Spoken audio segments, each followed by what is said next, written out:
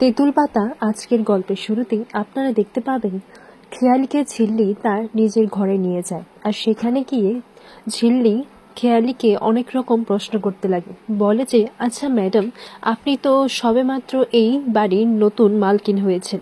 আসলে এই বাড়িটা তো অনেক বড়, তা আপনি এই বাড়িটা কি করে কিনলেন, মানে কত টাকা পড়েছে? তখন খেয়ালি বলে যে, হ্যাঁ, এই বাড়িটা এখন খেয়ালিজের, আর টাকা নয়, সব কিছু পেতে গেলে টাকা লাগে না, একটু বুদ্ধিও লাগে। তখন ঝিল্লিস বলে, আচ্ছা ম্যাডাম, তাহলে আপনি টাকা ছাড়া এত বড় বাড়ি কি করে কিনলেন? এরপর খেয়ালি বলে, শুধু ফলটা খাও আর এত আটি গুনতে যেও না তো। তখন ঝিল্লি কায়দা করে খেয়ালির হাত পা টিপে দেয়, যেন খেয়ালির মুখ থেকে সত্যিটা বলাতে পারে। এইদিকে ঋষি তো রেগে লাল হয়ে যাচ্ছে, কারণ ঝিল্লি ওই মেয়েটাকে ঋষির ঘরে নিয়ে গেছে, আর ও কি অন্য ঘর পেল না?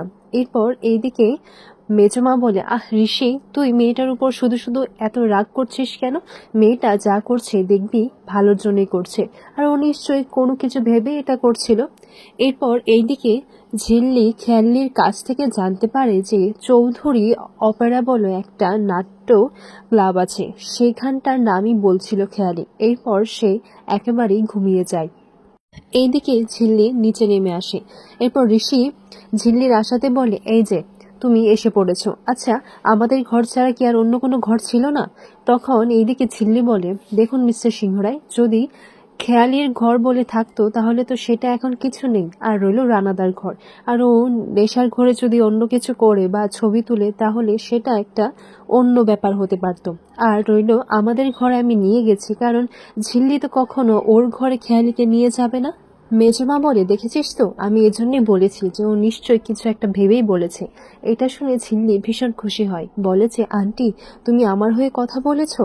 এরপর তারা সেখান থেকে বেরিয়ে পড়ে। বেরিয়ে তারা বানর সেনাকে এই খবরটা দেয়।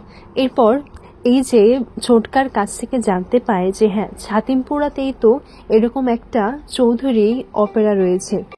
এরপর সেই জায়গায় গিয়ে যখন কিছু জানার চেষ্টা করছিল, তখন সেখানে একটা মেয়ে চা নিয়ে আসে, আর সেই মেয়েটির নাম হচ্ছে চুমকি। আর চুমকি ওদেরকে দেখে সেখান থেকে পালিয়ে যায়, আর যার কারণে ওদের চুমকির উপরে সন্দেহটা হয়। চুমকির পেছন এলে তারা চুমকিকে ধরতে পারে না। এরপর সেই নাট্য ক্লাবে গিয়ে জিজ্ঞাসাবাদ করে, আর বলে যে না, ও তো এখানে ছোটখাটো কাজ করে আর টাকাও সেরকম কিছু পায় না।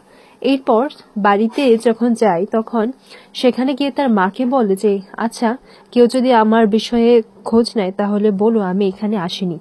আর হ্যাঁ, তার মাও কিন্তু টাকার জন্য তাকে প্রচুর জ্বালাতন করে। বলে যে, আচ্ছা খেয়ালি ম্যাডামকে বলবি যে এরকম কোনো কাজ থাকে বলতে, তাহলে তো আমরা কিছু একটা টাকা পাবো।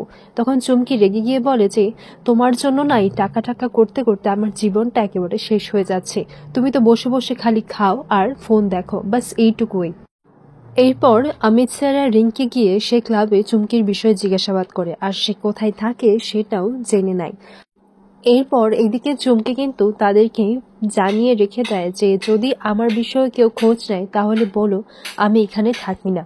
এরপর তারা সেই গ্রামে পৌঁছে যায়। গ্রামে পৌঁছে গিয়ে তখন জিজ্ঞাসা করে যে এখানে চুমকি বলে কেউ থাকে। তখন গ্রামের লোকেরা ওর উপর খেপে যায়, আর অমিত স্যার তখনই ওনার আইডি কার্ডটা দেখিয়ে দেয়, বলে যে বেশি করলে না এক্ষুনি কিন্তু মেরে ঠান্ডা করে দেব। এরপর চুমকির বাড়িটা তারা দেখিয়ে দেয়, কিন্তু তাদের যাওয়ার আগে চুমকি কিন্তু সেখান থেকে পালিয়ে যায়। চুমকির মাকেও জিজ্ঞাসাবাদ করে, কিন্তু চুমকির মা কোনো কিছুতেই মুখটা খুলছিল না। এরপর বলে যে আমরা কিন্তু আপনাদের উপর নজর রাখবো। ঝিল্লি বলে, এইভাবে যদি আমরা কাজটা করি তাহলে কিন্তু হবে না, আমাদের কিছু একটা প্ল্যান করতে হবে। বাড়ি ফিরলেই ঋষি যখন তার ল্যাপটপটা খুলে বসে তখন বড়মা গিয়ে বলে যে এই তো, এই হচ্ছে আমাদের বাড়ির ছেলে ঋষি। অমনি ল্যাপটপটা খুলে বসে গেছে। এই যে ওর যে একটা মিষ্টি একটা বউ রয়েছে তার সঙ্গে গল্প করবে সেইটা আর হচ্ছে না। এরপর ঋষি বলে, এই তুমি আবার মিটিমিটি কেন হাসছো বলো তো? আচ্ছা পড়াশোনা নেই বুঝি? এই তোমার তো এখন বেশ মজাই হচ্ছে, গোয়েন্দাগিরি করছো, এদিক ওদিক ছুটে বেড়াচ্ছ, পড়াশোনা নেই, নিজের বইগুলো একবার আনতে পারোনি? তখন এদিকে ঝিল্লি বলে যে, ওমা, এই সময় বই আনা যায় নাকি? তখন ঋষি ঝিল্লির জন্য বইগুলো নিয়ে আসে, বলে যে কাল থেকে এইগুলোর জন্য সঠিকভাবে ইউজ করা হয়। আর তোমাদের মতো ফাঁকিবাজ স্টুডেন্টদের না আমি হ্যান্ডেল করেছি। তখন তারা দুজন ঝগড়া লাগবে, এমন সময় বড়মা গিয়ে বলে, এই চুপ কর তোরা, যা এবার গিয়ে ঘুমো। তখন ঝিল্লি বলে, না এখন ঘুমোলে তো চলবে না, আমাদের তো কাল সকালে জানতে হবে আর প্ল্যান করতে হবে ওই বাড়িতে খেয়ালি কি করেছে আর কি কি হয়েছে।